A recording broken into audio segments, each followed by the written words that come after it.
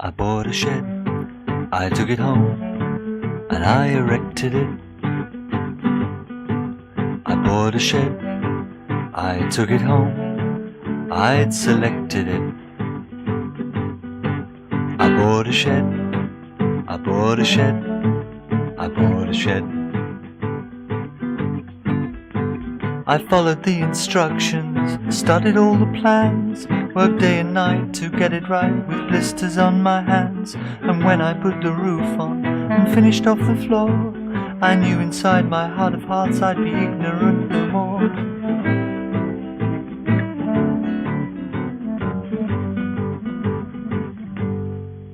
I heard a no inside my shed, I suspected it.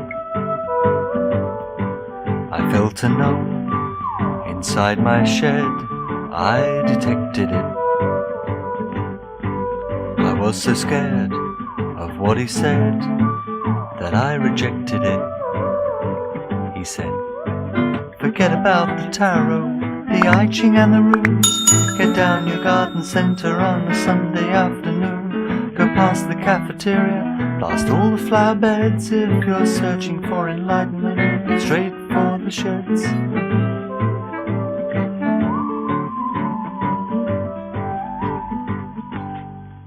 And so we lived inside our shed, and we respected it. I taught him, and he taught me, and we perfected it. And all because I bought a shed, I bought a shed. The I Ching and the roof, get down your garden centre on a Sunday afternoon. Go past the cafeteria, past all the flower beds. If you're searching for enlightenment, it's straight for the shed.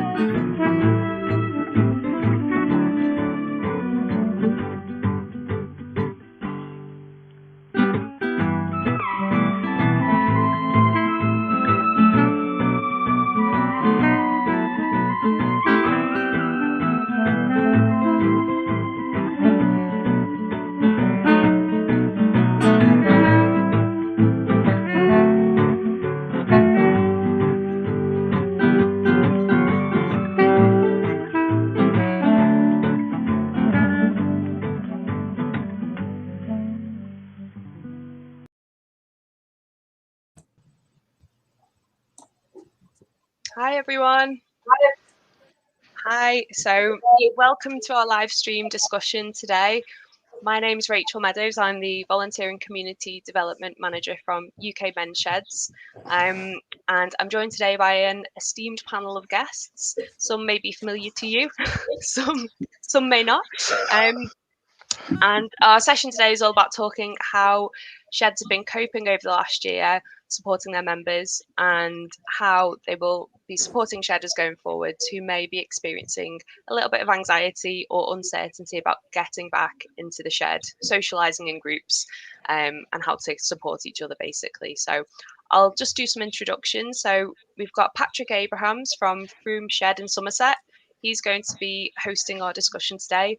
And he's also one of our shed ambassadors. So he does a lot of support for UK MSA. You may have recognised him. We also have Tony Smith-Crallen, who is from Silver's Workshop in Reading. And along with being an ambassador as well, he's also a mental health first aider. Also joining us is Des Williams, and he is the shed leader from Collingham and District Shed in Nottinghamshire. So welcome to Des. We also have Pete Jones, who is a wellbeing advocate from Men's Sheds Cymru. So welcome, Pete. And we're also hoping for Simon Poole to be joining us. He's from Real Men's Shed, and he's also works for Men's Sheds Cymru. He's having some technical issues at the moment, so he may appear. So hopefully he will. And yeah, so I'm going to hand over to Patrick now. And let him kind of take away the discussion. I'll kind of dip into the background, but may appear throughout. So I guess take it away, and welcome and a big thank you to everybody, and thanks for joining us to watch as well. So over to you, Patrick. Good. Well, thank you very much indeed, Rachel, and thanks to everybody for tuning in. Now, this session is about how sheds have coped with the COVID restrictions over the last 15 months or so, and more importantly, some tips and ideas on how we can relieve any anxiety shedders may have as we reopen the sheds. Now, you can submit questions during the live session, but you'll need to be logged into Facebook or YouTube to do this. And we'll try and answer the questions during the session. But, you know, government guidelines vary widely across the 4 countries in the UK, and possibly on a local basis as well shortly. I don't know what might happen in Bolton, but we shall see. And there's more than enough detail on the COVID guidelines and instructions available on the English, Welsh, Scottish and Northern Irish websites. And I'd like to remind you, sheds should make their own decisions based on the needs and requirements of their members and where interpretation of the guidelines are needed. And sheds are all different types. There are some with employees and some without, etc. So for these reasons, we're going to be concentrating in this session on tips to help shedders regain connections, regain some degree of certainty and control in interacting and getting back to having some fun in the shed. So if your question is about vaccines or testing or passports or other COVID protocols, I mean, you have to comply with the guidelines, and it's important that people feel safe when they come back to the shed. But if it's within government guidelines, don't try and ask us for opinions. We will have opinions, but check with your members. I mean, and here's an example. I mean, Leo, in the background there, can you load the masks cartoon for a second, please? Yeah, so this is the question. Do you think our shed should ban shedders who choose to wear a polka dot face mask with plaid shirts? I'll leave it up to you in your shed whether or not you do that. I'm wearing a plaid shirt. You know, they're fairly common in sheds. So, but this session is about how, you know, ideas and tips about what's affecting how our shedders are feeling and how we can help them reduce their possible anxiety. Some may not be anxious, but there you go. But this quote actually typifies how I feel. It's okay if you were hopeful last week and afraid this week.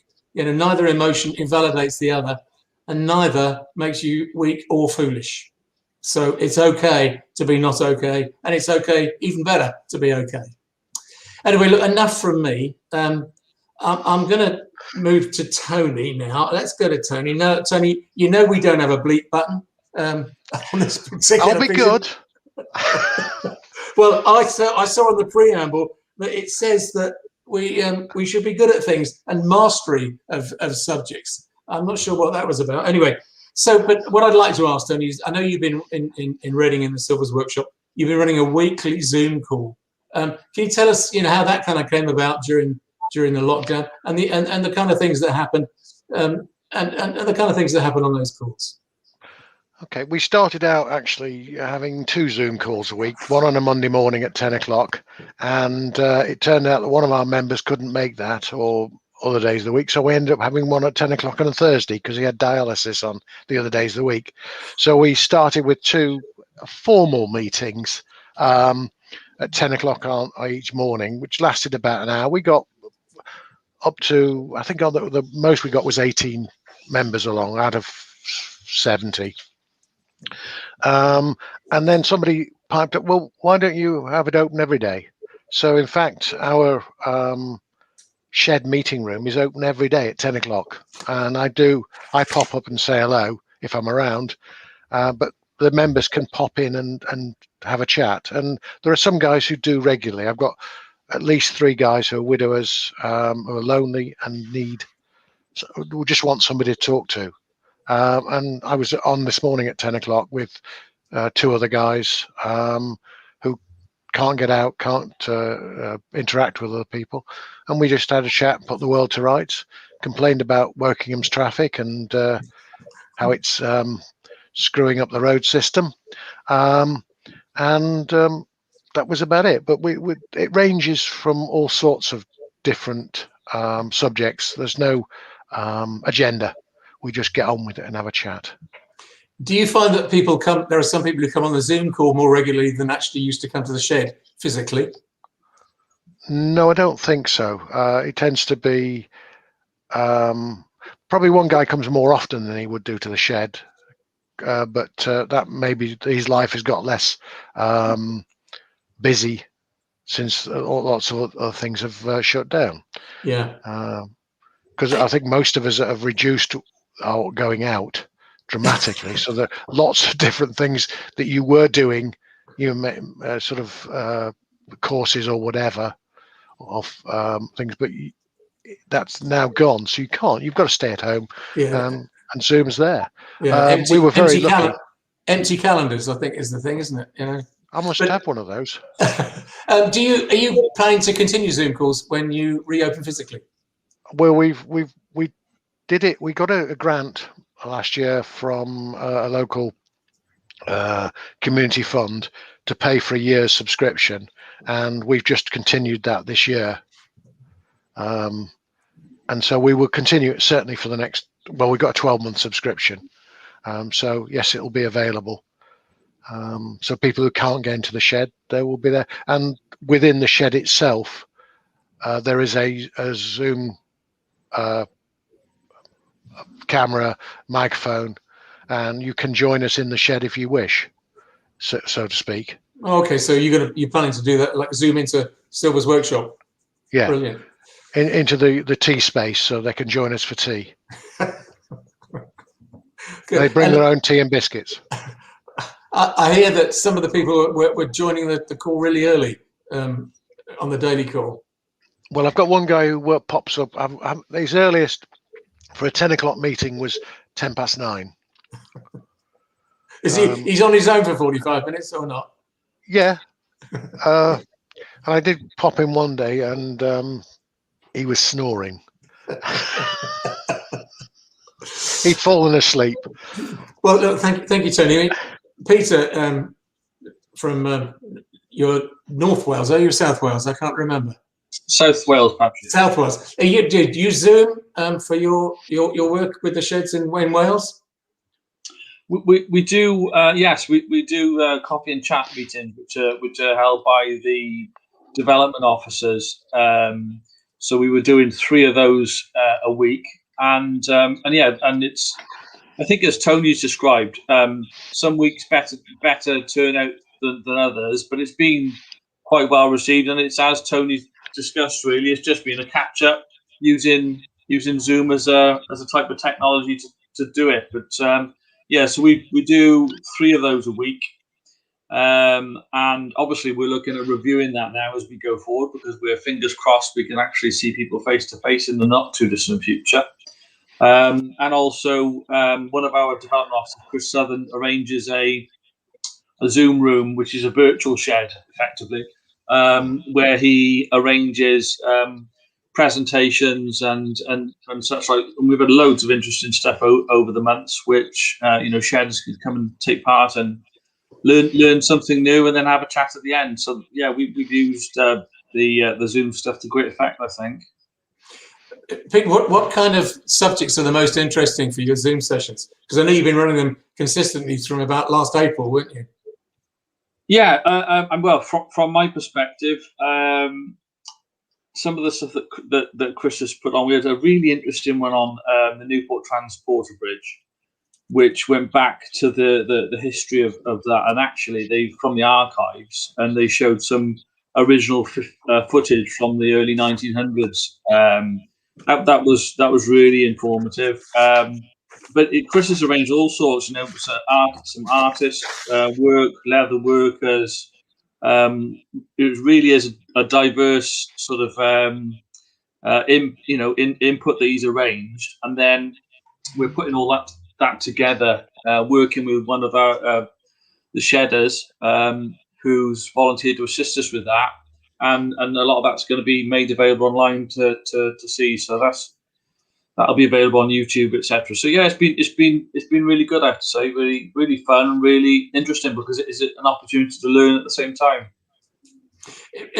So you're going to put all your Zoom sessions, which have been like presentations, onto YouTube. It'd be interesting to see if there's other sheds that have done recording. Sorry, say again, Peter. Yeah, I think it's going on our YouTube channel, Patrick. Yeah, it will be good to hear from other sheds who've maybe got similar kind of Zoom sessions, if they've recorded them, and we maybe get them located in one place. Yeah, good idea. Des, how about you? Anything in Collingham sheds in terms of Zoom calls that you've been running? We're perhaps like everybody. We're slightly different because we're on a building site. We've taken over his workshops. Over the shutdown, technically we've been working for him. Most of the members we set up into bubbles so we could go in and carry on working. It's a huge housing estate there. We've been building things like all the porches for the front of the houses, sort of 2.5 meters by 2 meter porches. Of course, we couldn't delay the building. Very, very strict rules. People were delighted that they could actually come in. 1 or 2 members that couldn't be kept in touch with phone calls. And now we're getting near going back. Lots of phone calls to say, when can we come in? We're really starting back in earnest from whatever the first working day of June is.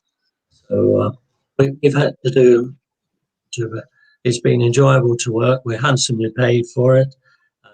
And we've done quite a lot of jobs. Community, footpaths are being repaired, notices about generally working with the community as well. The lockdown has been a great benefit for us, really, because we could go out and do things that normally, I say, people. Thank you, Des. Well, well done for Collingham Shed. Peter, maybe can you talk a little bit about your advocacy work that you undertake in Wales and how you typically been managing it during the lockdown? Yes, certainly. But before I do that, Patrick, I've had some reminders sent to me by the wonders of WhatsApp that I missed some very important people on the presentations, and also Malcolm. I noticed Malcolm is on here, and he's just put a comment from North Wales. In terms of some of those presentations that people can catch up on, with a heart maker, wood turner, wallpaper maker, axe minster, power tools. And yeah, available on YouTube and on website. So thank you for the reminders. So so if I can just explain to everybody what our role is around advocacy. The whistle stop tour of it is it's a Welsh Government grant, Section 64 grant, which goes out to people, organisations who apply. And our organisation, Half Company, were successful in submitting a bid for that in 2018. So it's a 3-year funding thing as a pilot. And effectively, amongst other things, it funds myself part-time and my colleague Tony up in North Wales. And we provide what is quite cutting-edge service, we think, which is an advocacy service which is tailored for shedders. And it's actually delivered to them in the place where they feel the safest and most secure. So pre-COVID, myself and Tony would travel across Wales, going to sheds, making friends, building relationships and trust. And over that period of time, we provide a free, confidential service to shedders. And we deal with such things as it could be people struggling with confidence on a housing issue, a medical issue, and we actually, on their behalf, we give them a voice. We provide a voice for them. We listen without judgment, and we telephone organisations and write to organisations on their behalf. And we've been pretty successful over that period of time. So obviously, that changed somewhat for us with COVID. So we weren't able to go out and about. So we adapted the service, and with Welsh Government's support, we've extended our service to include telephone befriending. Now, a number of organisations actually provide this now. The Silver Line has one, Age UK. But what Tony and I offer, which is a little bit different, is that we've actually met a number of the people that we speak to from the sheds. We've met them face to face when we were able to go out. So we've already built that relationship. And Tony and I speak to some of the chaps a weekly, fortnightly basis. They've got our contact details if they want to chat outside of our sort of prearranged slots, which we think is a bit different and much the same as our Tony on our meeting today was talking about. It is very much sometimes just general conversation, and it's the power of conversation in terms of improving people's mental health is huge, especially when you're speaking to people who may not be as blessed as us with large networks, large families around them, and they do rely on that contact, that conversation, and it's something to put on the calendar. That something is going to be happening this week. I'm going to speak to Pete. I'm going to speak to Tony, and it's something to look forward to. And we've received some really positive feedback about it. That actually a conversation, a telephone call, is a great uplifter, and we're continuing with it. We on our telephone ring-arounds, we find that people are really, really delighted to take those calls. Tony, do you do ring-arounds with your shedders? We did at one point, but it didn't work as well as we'd like. It proved to be quite an expensive thing unless you've got 3 minutes from your telecoms company. So we've tended not to do it since. I've spoken to a few guys. If something's been, we haven't heard from them or seen them, then one of the management team will give them a call. But we haven't done it on a regular basis. We probably should have done, but we haven't. Yeah, I mean, one of the things that I worry about is contacting those people who haven't been able to be contacted. Don't answer the phone, don't come to the Zoom meeting. I worry about those and how we get to those. Although I was in a meeting yesterday and someone said, "Have you tried writing a handwritten letter, Patrick?" Old-fashioned handwritten letter. And I must admit, we didn't, but it's an interesting thought.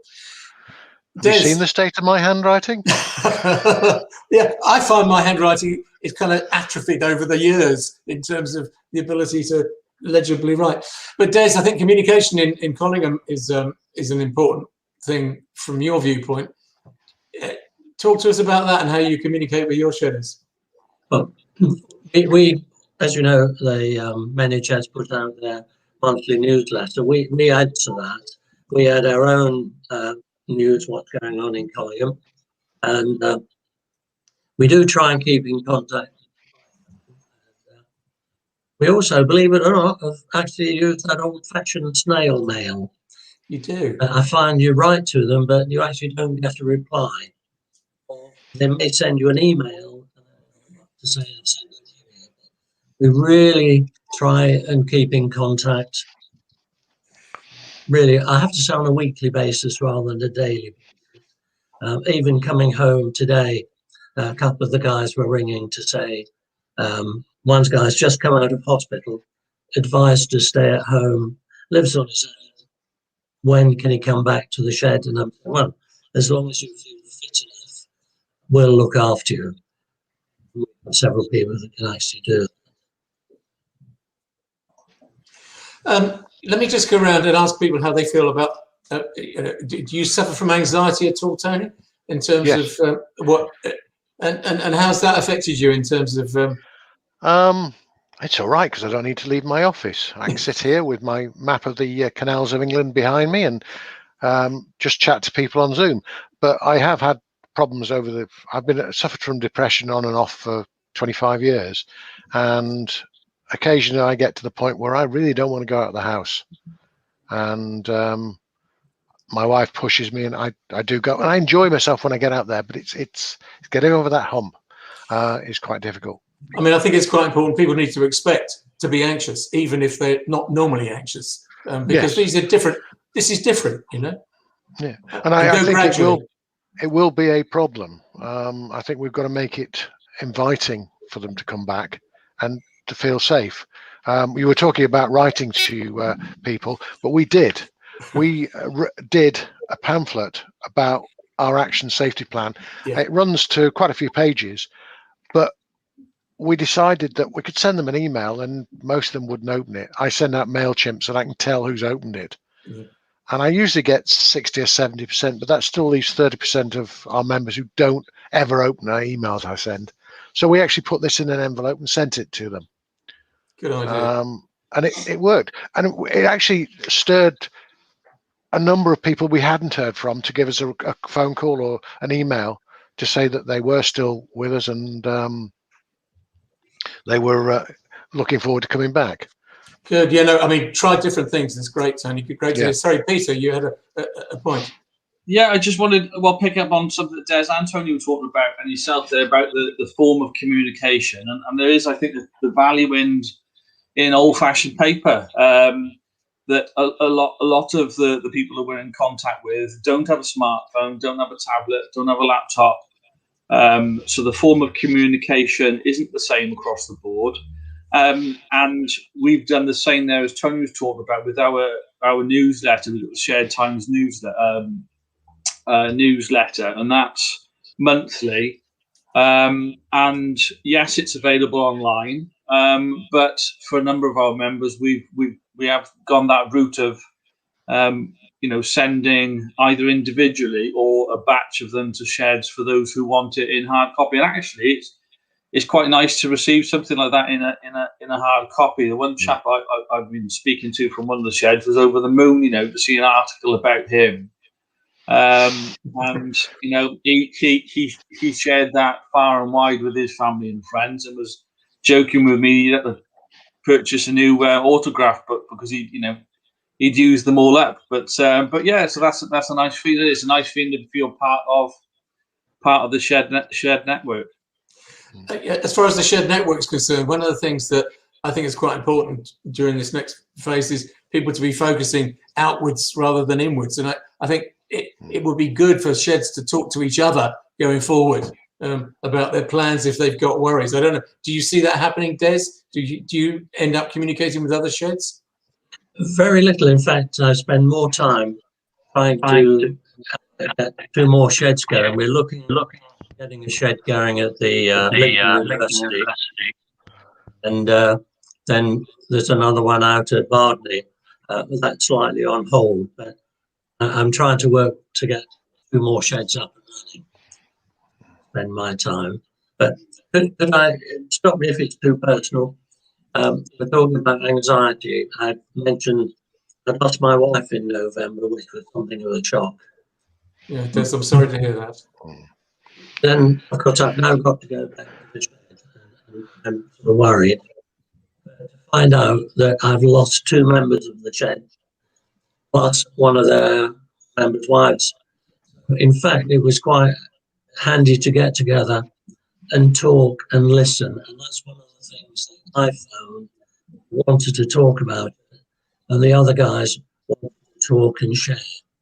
And I found the importance was listening to what they were saying. And it's a huge problem with all issue from day one when you least need it. And we could share. So I think our shed has become a bit of an expert on what paperwork requires.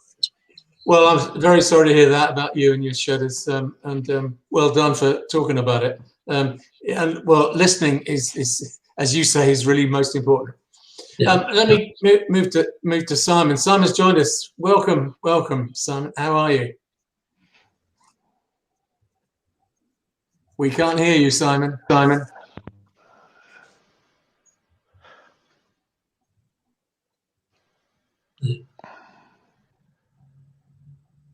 We still can't hear you.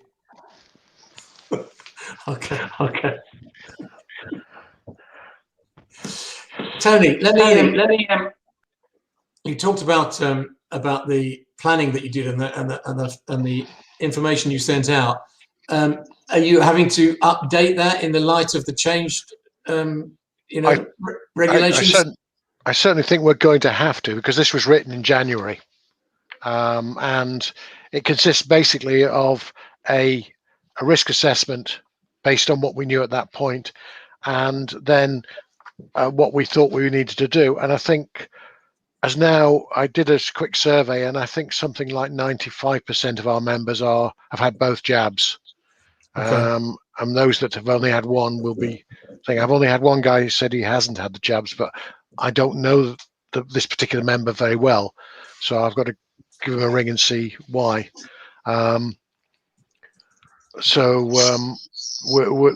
We will be revising it. Simply like any risk assessment has to be, you've got to work on it continuously. There's no point in writing a risk assessment, sticking it in a corner to gather dust if things change around you. And do you find shedders are asking you for these plans and instructions? I think I've sent out about 10 copies of this to various people around the UK. Okay.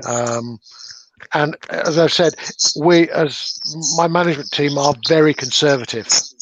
And what this is worst case scenario. Okay. And we've got grants from various people for doing with cleaning materials. We've got some cleaning materials from the UKMSA. Thank you very much. And we've got other bits and pieces. Asda have given us some cleaning materials to clean around the space. And it's been.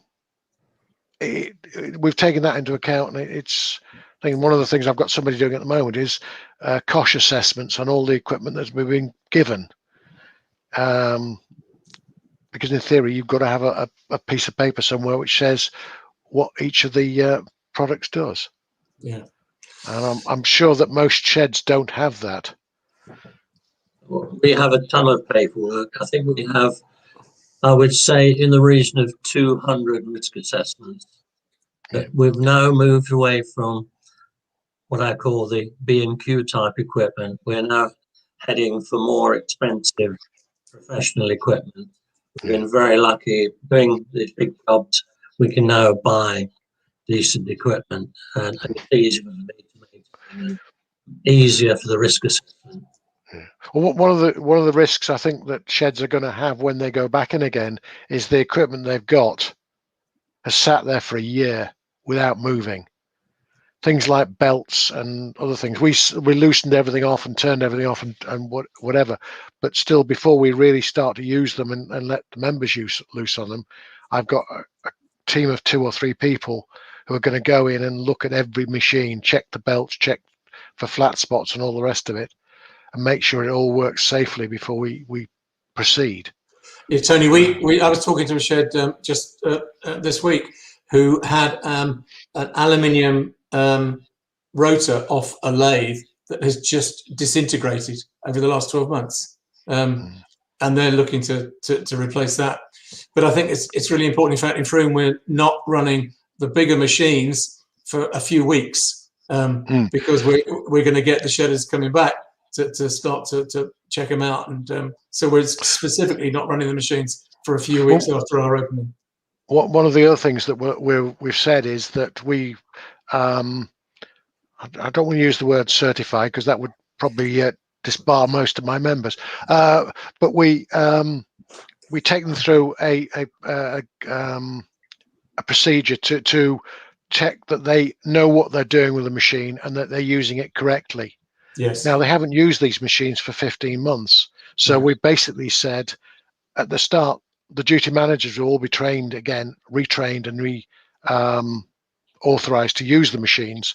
And then we will do the same and go through everybody in the shed to allow them to show that they haven't forgotten how to use the equipment safely. And that's one of the other things. I've been reading some statistics about the degradation of people's memory during the lockdown, and people are desperately struggling, especially with things like dates and times, because the days are so similar in a lockdown. When people say, "Oh, when did that happen?" You go, "I have no idea. I think it was a week ago or 2 weeks ago." And the other thing is because people are speaking to less people, then the ability to communicate is gone down in terms of trying to find words. It's not easy, really. Anyway, look, Simon, we see you back again. How's your sound levels? I don't know. Can you hear me? Yes, we can hear you. We can hear you. Well, look, I might. If there's any swearing, just forget it. I've been told they don't have a bleeper, Simon. We've already told Tony about this. And Peter, stop laughing because it'll go back to my team. Yeah. Wow. Anyway, I'm Simon, here. hang on a second. Let me just let me get Leo putting a picture up if we could. Leo, maybe can you put the visitor picture up on screen so people can see the picture? Now, I believe that's you. Is that you in the background there? No, I have no idea who that is at all. I've never seen him before in my life. No, it's me. Yeah. I mean, my understanding is notwithstanding the announcement yesterday that he made from Kensington Palace, this is someone who's got, you know, a lot of caring issues about mental health and well-being. But one of the things I thought, I read about the visit to the shed, which we'd like to hear from him about, but I think he makes a point of trying to embarrass people and use humour in his meetings. Did any of that happen when he came? Yeah. It was quite a short notice meeting, and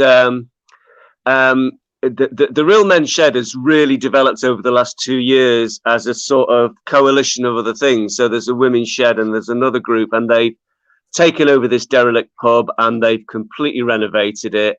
And especially over the last year, the outside sort of yard where the Men's Shed workshop is has had a lot of garden planters and stuff.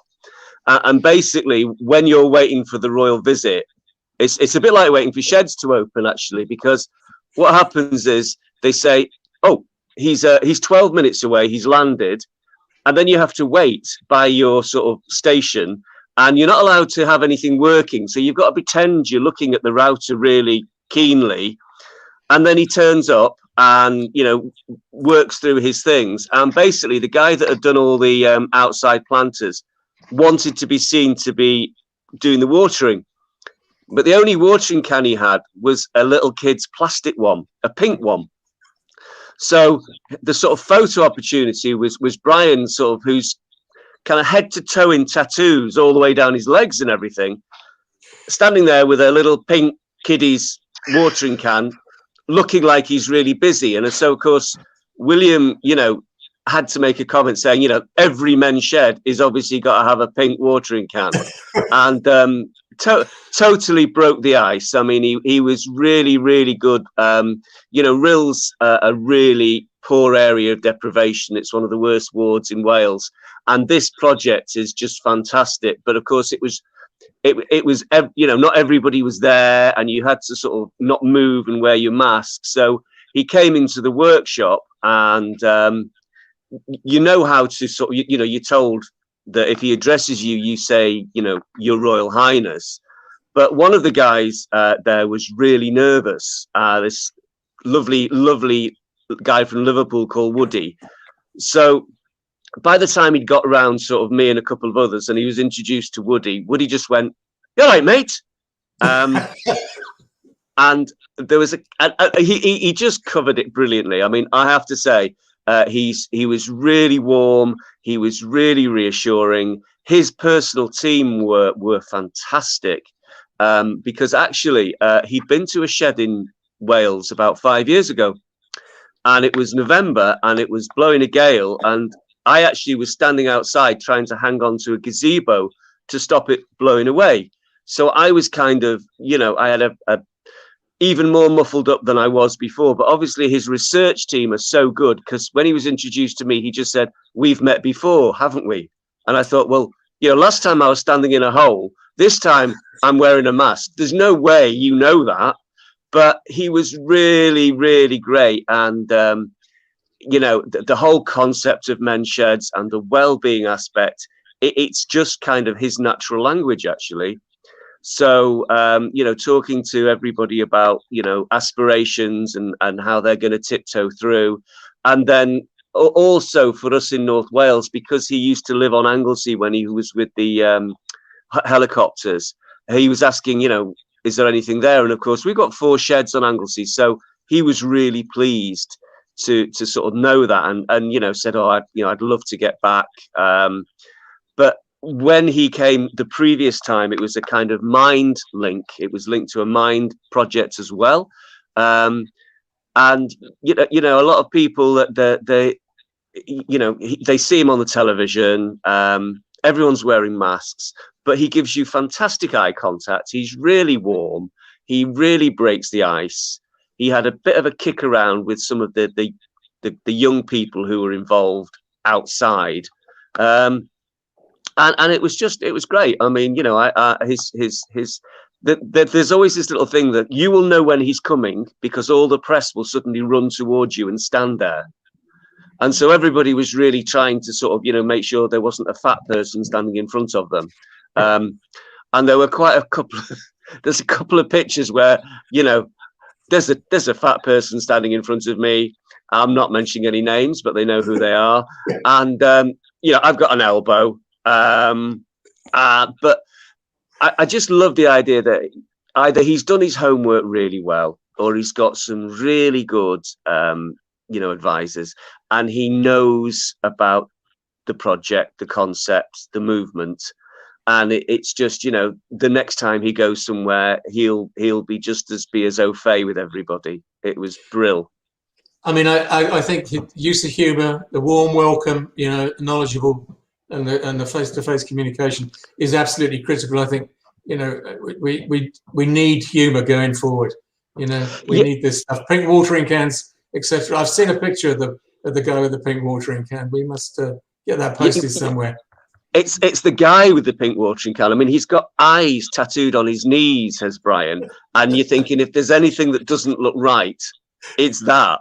But I mean, and it was just the general rapport that he is able to do with people. He can really talk to anybody, and the guys. I mean, some of the guys aren't royalists, you know, and we had them tied up and gagged in a back room. You know. You could just hear the banging as they were trying to kick their way out, and you know, they're not ever going to meet somebody like that again. And his whole team was reassuring. The security guys with the little earpieces and the suspicious bulge under the padded jackets, you know, it's really good. And you know, it would be lovely to think it's something that he can do and visit other people as well, everywhere, you know. But I think what Des was saying, because I caught that, was, you know, we talk about talking shoulder to shoulder. It's also the ability to listen that's massively important. And to give, when I get round, and that's the part of my job I love, which is just listening to people, because I learn so much. And you know the guys that will be able to sit with somebody and just let somebody tell their tale. That's the best part.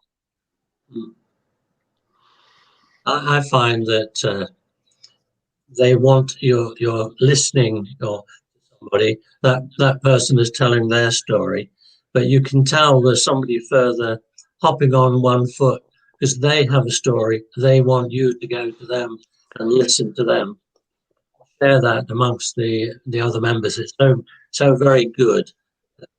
Something I enjoy. Rather than actually working, I can just talk to people. Yeah, one of the things that I come across just recently is you know, the question, "Are you okay?" There's the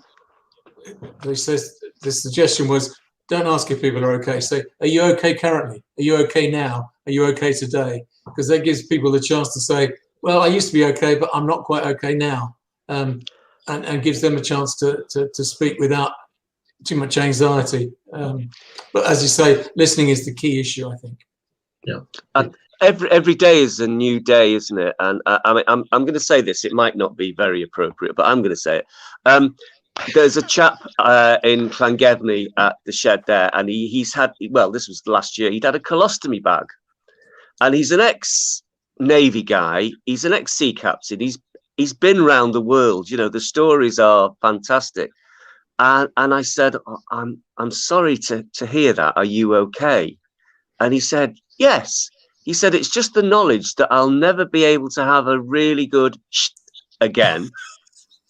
And, you know, everybody just laughed.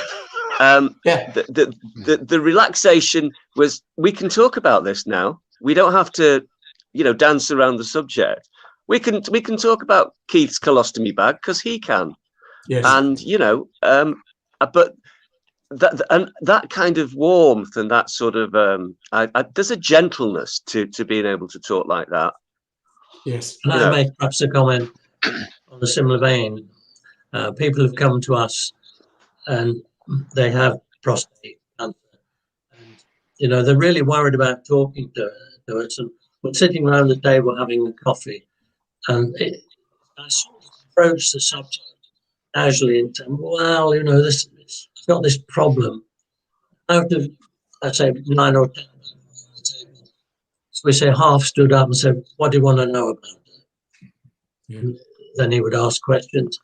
at the end he said, "Do you know, I want to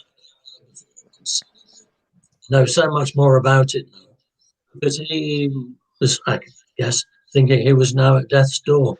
Oh, hang on, half of us has got it.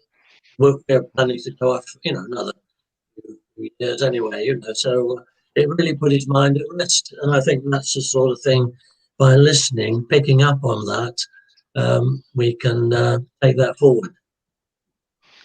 Well, it's one of the things I think that a group of men together do actually talk about their problems. And I went through a prostate scare last year and had a biopsy, and I was quite open about it and talking to various people, and I got lots of advice and reassurance from other members there. It turns out I don't have prostate cancer. I've still got a problem, but I don't have prostate cancer, which was brilliant news. But I'd had discussions with at least 4 people in the shed who explained what was going to go on and what to expect, and that's been very useful. Peter. Yeah, we've got a guy in Prestatyn who has gone through prostate cancer, and every time I see him, Dave says, "Have you had your check?" It's more or less he doesn't say hello. It's like, "Have you had your check? Have you been?" And I mean, he's done that from sitting on a bit of scaffolding doing grouting, outside. His legs are dangling, and he leans down and goes, "Have you had your check?" But not that bad yet. Peter, you wanted to raise a question. Hang on a second. Hang on, Simon. Peter. It was just to, picking up on Tony's point again, really, that my colleague Tony up in North Wales started this thing with Public Health Wales 18 months ago, I think, which he worked together with them in delivering the male screening presentations. And so I continued it then down in the south, and it was really successful.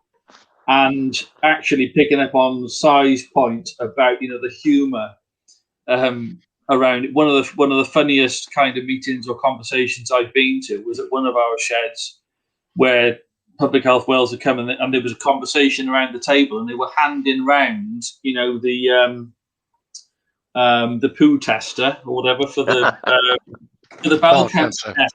And it was it turned into this really kind of humorous. It was all like we were back in school.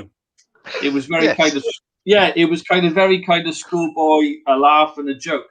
But actually, the serious bit that came out of it was 2 of the chaps said, "I've actually got that test kit back in the house, and it's in the second drawer down, and I haven't done it because I was frightened about the consequences of doing it." Do you know what I mean? I didn't want to do it because I didn't want to have the answer, which wasn't a good answer, sort of thing. And by the end of the meeting, they both said, "I'm going to go back and do that now. I'm going to go and do that and it was because of the humour, and it's okay, and it's a conversation and stuff. And that's going to be a great thing, when everybody can get back there and have those funny conversations to resolve some serious things through a laugh and a joke. I think that's the important part. You're the only one. And when you start talking about it, as I said, the guy beside you says, "Well, I've got that. Well, I've done that." Is that easy? How do you manage it? And you can just all have a good laugh, really take into a good joke about it, and then they carry on. And they also bring on somebody else's worry. They just will say, "Oh, it's so easy. This is." Yeah. It's important that we communicate. Yeah. I'm sorry. I'm sorry. I'm a bit distracted there, Des. My dog came in, and my wife came in for some printing. Anyway, sorry. Yes. Yeah. I know Malcolm from Colwyn Bay is watching this, and they call it health by stealth, and that's a really good description. That when you've spent the day doing and talking stuff through, whatever it can be, and I've been party to some fairly serious discussions, and yet at the end of them people have gone, "Do you know what, that was a great day." and that is the sort of the in the kernel what it's really about. You know, and I mean, there was one chap in Rill who had lost his son in a car crash. He was 21. And it was, you know, something that you never really get over it. But he did say to me once, after a day sort of messing around and pulling pallets apart, I'm walking on air now. And, you know, you think, if I could have put it in a bottle, I would. But, you know, that's just brilliant. And that's how we address a lot of issues, because it's not always just, you know, your prostate or your bowel or your AAA. It's kind of how you're dealing with stuff. Yeah, Peter, can I ask Peter, how are you dealing with those kind of things one-to-one over the phone? Do you find people who are suffering from anxiety, and how do you deal with that? Yes, yeah, and I think it's a collective kind of thing from all the things that we've picked up on today, and it's about listening. It's about listening, you know, without judgment and just talking through these things. I mean, in the first place, I'm in a good position in as much as majority of the people I've spoken to, I've met at the shed. So, you know, they've kind of seen me there. We've had a cuppa and a biscuit months and months ago. So there's that trust there already, which is great. But yeah, I mean, the main anxiety that I'm picking up on at the moment is, yes, it's about returning to sheds and am I brave enough? Am I confident enough? But it's beyond that. And the one chap I'm speaking to at the moment, it's, am I brave enough to get on the bus to go to town, or to, you know, it's not just the sheds. It's much wider than that. And it's this re-entry anxiety that we talk about. But, and I guess my main kind of thoughts on that are, in the first instance, like, anxiety is normal. You know, going back to, and everybody shared the story, you know, if you're kind of, you're in the zoo and the lions escaped, it's quite, you know, being anxious and running away is not a bad, it's not a bad emotion to have at that point, to be honest. So there's a rationality about being anxious. It's when it takes over and becomes problematic to you, it becomes more of a problem. But I think in terms of where we are at the moment, being anxious about going back to a shed or going back on public transport or even hugging someone when we weren't hugging for a long time, and now apparently it's okay to hug in some parts of the country and it's not in others. It's more common than you think to be anxious about that. And, you know, the most important thing is to talk about it, either with, you know, people within your friendship group, within your shed group, and it's to take small steps towards whatever that goal is, and whether it's jumping on the bus or going to the shed to see your fellow shed with their small steps. So it might be going to the shed and not going in. It might just be a chat outside and intentionally not going in on day one, but maybe day two, maybe week 2, but, you know, being kind to yourself. Be kind to yourself, exactly. And ease back gradually, I think, is the... Yeah, it is. And it's kind of, we can all remember, I think, you know, in days gone by when we, you know, we all had a push bike and we were fab, weren't we? We were absolutely brilliant. And we could pull a wheelie, or we could go off a curb and go up the next curb, and we were all confident. But then if you don't go on a bike for 10 years, your first time on a bike, you're a little bit wobbly, to say the least. But by the end of the day, you're back doing it, aren't you? So you've got to, it's quite normal for us to experience this bit of a wobbly feeling, but we'll get there.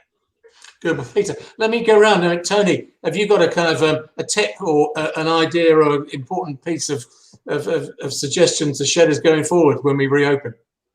No, but one of the things that's occurred to me while we've been having this chat is that probably what I will do is I will try and ring all our members that I haven't seen and ask them whether they're going to come back, and to try and get over this hump. Great idea. Good idea. But we can just live in hope, because I think there's a lot of goodwill and friendship out there which we can only build on. Des, what about you? Tip going forward? Really, I think that is trying to meet them in the car park as they arrive.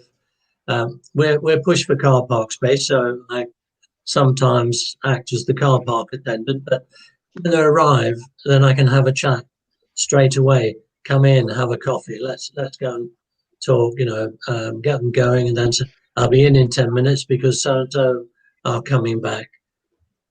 Really, I've only had one guy that's technically stuck in the car park, and I actually got in the car with him a little while ago and persuaded him to come in and carried on after then as was going on. So not really a great problem for us. Well, thank you, Des. I mean, one of the things that we've had suggested to us is that people who want to become a new member of the shed is to invite them on a one-to-one basis when the shed is empty, so that they get a chance to have a look around and maybe see some photographs. And that tends to reduce people's anxiety about joining the shed for the first time. I try and get new members with somebody occasionally. Yeah. But again, it's either being there to welcome them, being outside, not waiting for them to arrive and knock on the door. Yeah, warm and welcoming, I think it's important. Absolutely. Simon, what about your good self? I think it's been said before, but being not afraid to talk, not bottling it up, which is something we all have to condition ourselves to, because it's a learning thing to be able to sort of not think that you've got to hide your feelings, and it can be just an anxiety. And the other thing is, I think positivity is contagious. So I think listening to everybody saying, we're going to actually engage with people, maybe just phone them up that we might not have done. I think that's the key thing. If when you're actually talking to the people, there is positivity, there is, we're going to get through this, things will resume. Some people, when they're anxious, nothing's positive. But if you can give that positivity, if you can sort of phone somebody up or, send them an email or roll up and give them a chat and just be positive about the whole aspect of what we're talking about, that actually spreads. Yes. Good. Well, thank you very much. I think Tony's had to step out for a moment, but I guess is Rachel there? I am. I'm here. I'm back. Hi, Rachel. I don't know whether there's any questions that you want to put to the panel that we've received, or there was not really many questions, but we did have some comments just about, I suppose, other sheds that have been doing stuff. Someone's posted a comment to say, it should be on your screens now, talking about buddying up to travel together. So I suppose it's anything that's alleviating that anxiety, making people feel more comfortable. But I thought it was just really useful, some of the things that you've been talking about, obviously Des talking about the communication and the listening to members, and Simon talking about that kind of humour aspect. I think just encapsulates sheds totally, doesn't it? Kind of making people feel comfortable is the main thing, and just respecting that everybody might have had a difficult year for many reasons, as Des has highlighted, and just kind of thinking that other people might be in a different place than yourself, I guess, could be useful. But I think a great chat. Good. Sorry. Thank you, Rachel. Just stay on screen. And Simon, yes. Yeah, I just like to say I'd like to recognise the amount of skills that everybody in the sheds have. When somebody turns up and you're chatting to them in the car park, or meeting them in the car, I don't think we realise that in the world of sort of communicating and people working, all the guys that we have in our sheds are actually, if they're not developing them, they're really skillful at making people feel at ease. And, that's something that we don't always acknowledge. We kind of take it for granted, but that there are some people who've just got that sort of natural rapport and skill. And because it's a well-being thing, and because it's motivated from a good place, that also kind of spreads. And it also, sets an example for other guys in the sheds who might not be so chatty, to go, well, I can follow so-and-so's example. And that's what we're really good at, isn't it? I think so. Okay, can I suggest maybe, Leo, we put up the Nuffield infographic and just, oh no, okay, I'll do that one. Yeah, no. This one here, I was going to read this out. It says, here's a news article I read just recently. While schools of passersby scurried for cover, H.D. Miller, a deputy health officer, shot and severely wounded James Wisser, a blacksmith, in front of a downtown drugstore early today, following Wisser's refusal to don an influenza mask. And this was the 29th of October, 1918. I guess we got over that one, okay? You know, we just need to get over this one. At least we're not shooting people for not wearing masks. The Americans are. Anyway, yeah. So could we put up the this one? This is the Nuffield Health report on socialisation, making some suggestions. So expect some social anxiety. Don't avoid the social situations, but do go back gradually. Planning's helpful. Set clear boundaries. Don't put pressure on yourself, and be yourself. Don't worry about everyone else. Focus outwards rather than inwards, and be kind to yourself. It's worthwhile. There's a link to a detailed background to all of those items, which is worthwhile looking at on the UK Men's Shed Association webpage, www.menssheds.org.uk. Click at the top on Getting Sheds Back to Business. And there's also some other articles around in terms of dealing with anxiety. So can we just go around the panel, including Rachel, on any closing items? Rachel. Yeah, I just want to say thank you to everybody for taking part. I know that there'll be people out there who've been experiencing a lot of things that you've all experienced. So I think it's just really helpful that you've been able to give your kind of opinions and expertise today. So just thank you for that. Thank you, Rachel, too. Tony. I've got nothing to say. Go on. Some people would say that's an all-time first, but no, I'm looking forward to going back into my shed, and I hope everybody else is as well. I've missed it. Yes. Good. Thank you, Simon. I'm just worried I won't be able to leave this thing now. Now, having spent half an hour trying to get in, I think I'm going to be, me and the cat are going to be stuck here for the next half hour trying to unlog. No, seriously, I think that we're all in this and everybody's got anxiety. Some people will perhaps mask it better than anything else, but we're all affected by it. Don't think we're not. Yes, thank you. Des? I'm really not a lot more to say. I have been to the shed every day. We do 10 till 1 or 2, so we can get rid of them. But I find it's a great release for the pressures that I'm currently under. And I try and make the members feel very welcome, that they can now come back and do the projects that they want to do. Maybe what I want them to do. It does earn money. You have an interesting management style, I think, Des. I think I'm called a dictator, but we won't mention that on there. Peter. Just a repeated point about it's normal to be anxious and worried about these things. Don't keep it yourself. Have a conversation. And there's plenty of websites and information out there with some helpful information. Have a look at Men's Sheds Cymru's website. We've got a wellbeing section with some signposting information there if anybody has a spare few minutes. Good. Well, thank you very much. And for me, thanks very much to our panel from Des, the shed leader, or dictator from Collingham, Simon Paul. Pleased that you could join us, Simon. Thank you very much from Men's Shed Cymru, and Peter Jones from the mental health wellbeing advocate for Men's Shed Cymru too. Tony Smith-Cronin behaved without a bleep button being required. Thank you. Shed leader for the Silvers Workshop and UK ambassador. And thanks again to Leo and Rachel for their support. But thanks to you for tuning in or listening to this on demand. And don't forget, it's okay if you were hopeful last week and afraid this week. It doesn't make you weak or foolish. And it's never too weak to speak. So do talk about it. So our best wishes go to all sheds and shedders, and to everyone watching. Be active, stay healthy, and have fun. So thank you very much. And thank you, Patrick. Okay. I'll say bye-bye. Bye. Bye. I'll try. I know.